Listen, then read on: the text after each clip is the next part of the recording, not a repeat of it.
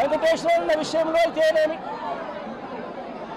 లేదా వెంకటేశ్వరరావు కొడుకు నాగమల్లేశ్వరరావు విషయం అయితేనేమి, లేదా లక్ష్మీనారాయణ విషయం అయితేనేమి, నేను చంద్రబాబు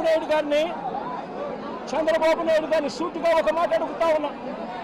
ఏమయ్యా చంద్రబాబు, కమ్మవారు మా పార్టీలో ఉంటే ఏమైనా నీకు అభ్యంతరమా చంద్రబాబు అని అడుగుతా ఉన్నా.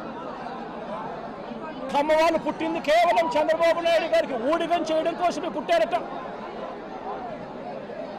చంద్రబాబు నాయుడు గారికి ఎవరైనా కూడా ఆయన చేస్తా ఉన్న అన్యాయాలను వ్యతిరేకిస్తే, ఆయనకు వ్యతిరేకంగా ఎవరైనా మాట్లాడితే చంద్రబాబు నాయుడు గారు వారిని వెంటాడి వేధించి హింసించి జైల్లో పెట్టడం, దొంగ కేసులు బనాయించడం, దొంగ సాక్ష్యాలు సృష్టించడం, చివరికి వారు ప్రాణాలు తీసుకునేలా వారిని అవమానించడం కేవలం చంద్రబాబు నాయుడు గారికి మాత్రమే చెల్లు.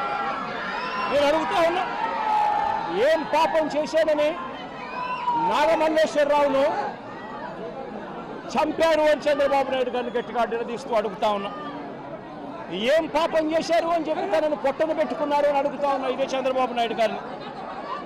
ఏం పాపం చేశారు అని లక్ష్మీనారాయణను ఆత్మహత్య చేసుకునే విధంగా తనను ప్రేరేపించే ప్రయత్నం, బెదిరించి హింసించి ఆ స్థాయికి తనను తీసుకొచ్చే కార్యక్రమం ఎందుకు చేశారు చంద్రబాబు అని అడుగుతా ఉన్నా.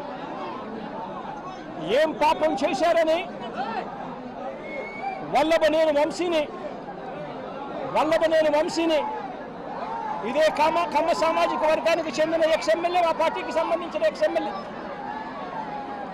ఇదే వల్లభనేని వంశీని ఇన్ని రోజుల పాటు జైల్లో పెట్టారు. ఒక కేసులో బెయిల్ వస్తేనే, బెయిల్ వచ్చేదాకా గమ్మనుంటారు, బెయిల్ వచ్చిన తర్వాత వెంటనే ఇంకొక కేసు కడతారు, మళ్ళీ జైల్లోనే పెట్టే కార్యక్రమం చేస్తారు. ఇవాళకి దాదాపుగా 2 నెలలు దాటిపోయింది. ఇవాళకి కూడా వంశీ జైల్లోనే చంద్రబాబు నాయుడు గారి సైడిజంకు బలవుతూ ఈరోజు వంశీ కూడా జైల్లోనే మగ్గుతూ ఉన్నారు. ఏం పాపం చేశారని అడుగుతా ఉన్నా. ఒకటి అయిపోయిన తర్వాత మరొకటి తప్పుల కేసులు పెట్టుకుంటూ వస్తూ ఉన్నారు. నేను అడుగుతా ఉన్నా, ఏం పాపం చేశారని కొడాలి నానిని మా పార్టీకి సంబంధించిన